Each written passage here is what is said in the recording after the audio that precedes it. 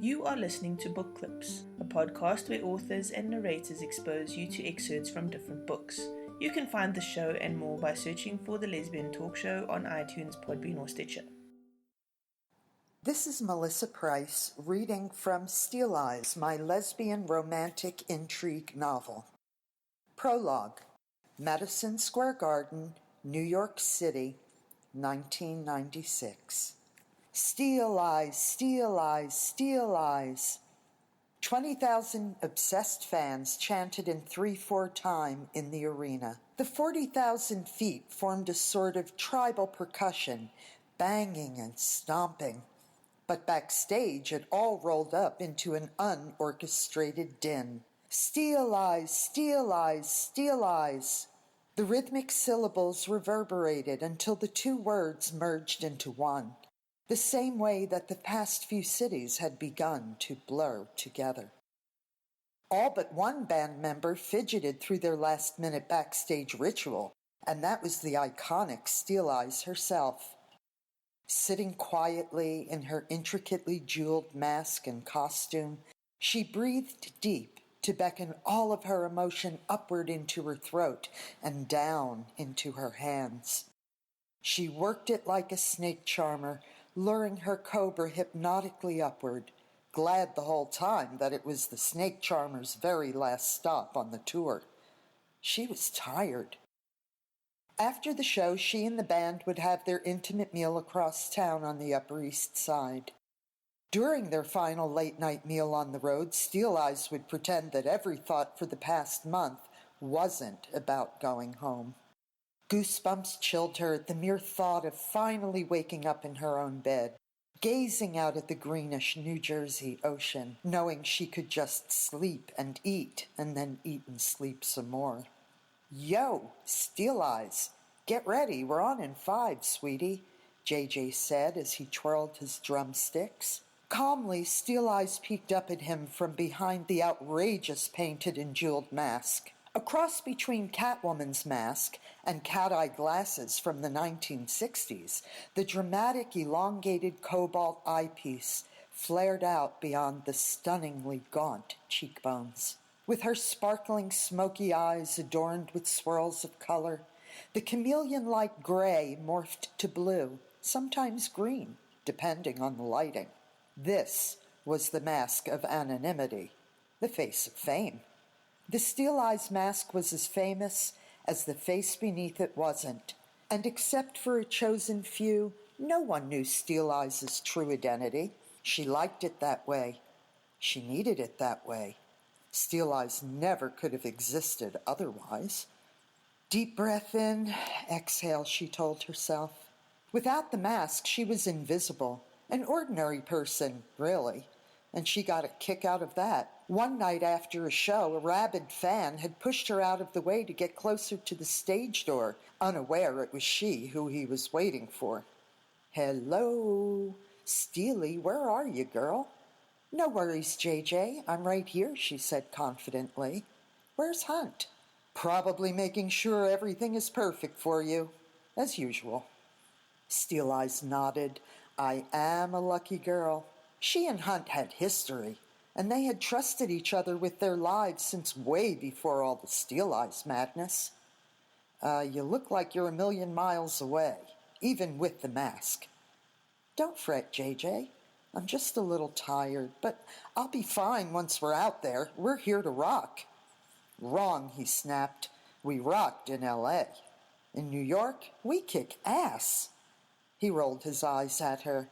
Did you really just say don't fret? Steel Eyes stretched her celebrated sinewy fingers and smiled up at him from her chair. Play that screaming guitar now and I promise we'll explore the universe later, he said when he patted her shiny shoulder. Steel Eyes filled herself with stillness until she could no longer hear the stomping out front. She was fully present, her hands warm and ready. Temporarily, there would be no painful past, no fairy tale future, no thoughts of the woman she knew so long ago and had never forgotten, the woman who had made her into Steel Eyes without ever even knowing it. There would be only joy, the joy of playing every song she ever wrote for her. So what that it just happened to be her freaking hit list? 1 minute, everybody, JJ said. In 1 minute, she would storm that stage, pour grace into every measure, and with God-given grit in her hands, she would ravage her pimped-out, whore-red ex, Ruby. And she would do it before 20,000 rock voyeurs. Again. She got up, adjusted her guitar strap, and positioned Ruby up against her, just below her breast, right where she wanted her to be for that very first note, that single droplet in a torrent of inner anarchy, raining down in one searing hot, orgasmically melodic, grunge-laced note. A cruel mistress to the ebony and mother-of-pearl fretboard, she would let everyone watch it happen. She wouldn't give a damn about her vulnerability because nobody paid those big bucks to watch her do it. The rock voyeurs paid the money to watch Steel Eyes do it, and Steel Eyes always gave them their money's worth. On her third breath, she flashed the trademark Steel Eyes smile, broad white radiant light framed by sumptuous lips.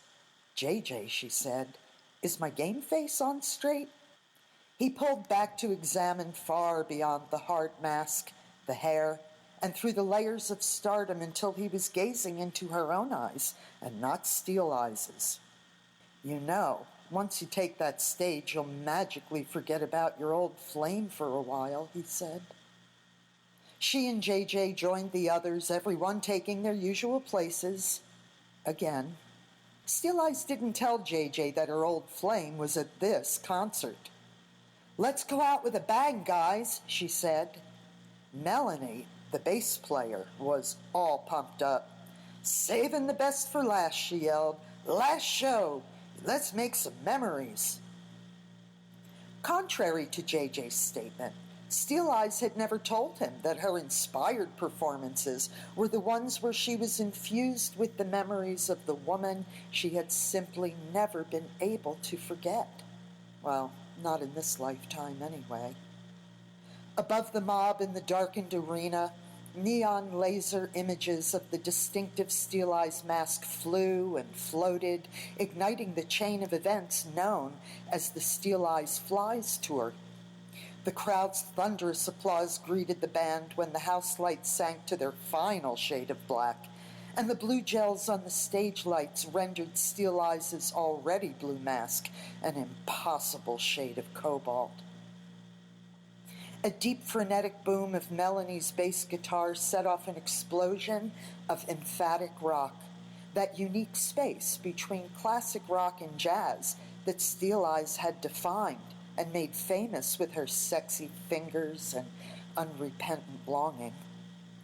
The instruments climaxed into a synchronous crescendo where they smashed head-on into Steel Eyes' first note, that one magical metal note. Her every organ screamed with visceral devolution down to each infinitesimal cell when she played that note. She executed it perfectly, milked it for all it was worth, and let it gut everyone who heard it. Hey, New York, how are you? She screamed into the mic. Her fingers but a blur to the untrained eye, she unleashed the first hurricane of signature lead guitar licks that had made her into a worldwide brand and phenom. Steel Eyes haunted and provoked. That was her job, after all. That was her passion. Crowds roared in multiple languages and guitars screamed. It was just another day at the office for a woman who had been abducted and held hostage by fame. Fame that circulated in her blood like a poison. The faster you move, the faster it consumes you, she thought. That was her last conscious thought before she vanished through what she called her transcendent gateway. She slid across the stage on her knees in a steel string bending blur, all at her calculated whim, abandon at her command. She drowned out her feelings by playing harder, and the voyeurs were already on their feet. Her body rocked back and forth in time to her spectacular band, and she jumped when she played the high notes, her sparkly long hair swirling around her. She was everyone's picture of the quintessential rock star.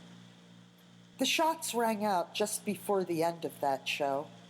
At first, Steel Eyes thought one of the amps had blown. She saw the crowd stampeding toward the exits and heard the screaming. Chaos had erupted. Crack. A burst of excruciating pain and heat spread from her chest down her arm. One security guard ripped Ruby from her. The size of a tank, her bodyguard tackled her. Buried beneath him, she became faint, teased in and out of consciousness after her head hit the floor. She touched the liquid oozing from her scalp and saw the blood on her hand, felt it in her hair. Steel Eyes struggled to see beyond the stage, not knowing in that moment of burning delirium whether what she saw was fantasy or a trick of the lights, or was that really the love of her life rushing toward the stage? "Get the damn medics now," someone yelled. The tank named Jean-Claude carried her backstage, and she heard someone else say, "Easy, lay her on the couch." Steel Eyes faded out for what felt like a few seconds, but when she opened her eyes, she was strapped to a gurney and squinting from the harsh light inside the ambulance, with only her knit undermask on her face. "That's it, honey. Open your eyes for me. We're almost at the hospital," the paramedic said. "Follow this with your eyes." Steel Eyes groaned as he continued swinging the penlight back and forth. "Stay with me. I need you to stay awake," he shouted. "Can you tell me your name?" "Steel Eyes," she mustered. "No, your real name," he said. "Not on your life." She tried to focus on their faces, but her vision was blurred and the stark white lights sliced through her retinas. "I'm here, Steely. I'm right here." Hunt's velvety voice floated through her mind when he squeezed her hand. She tried to respond, but couldn't move. A surge of energy coursed through her veins. The poisonous fame was circulating fast now. Her heart pounded and fluttered, and she couldn't catch her breath. A movie played in her mind. It rolled in an instant, but in that instant, for the first time, she saw how she got here, right from the very beginning. "Let the ER know we can't stabilize her," the paramedic yelled. Blood loss, she thought. Out of all the fragments of sound, a quiet voice rose inside her head. A woman's voice. Her voice. As Steel Eyes drifted out of consciousness, she heard it say, "Don't go, baby, don't go." But that was then, and then was a long time ago. Thank you for listening to the prologue from my novel Steel Eyes. This is Melissa Price. This was an episode of Book Clips. Check out the show notes for more on this book. And it would be great if you would rate the show and subscribe to the Lesbian Talk Show podcast channel for more woman-centered content. If you are an author of lesbian fiction, then send us your reading. You can find out how on thelesbiantalkshow.com/reading.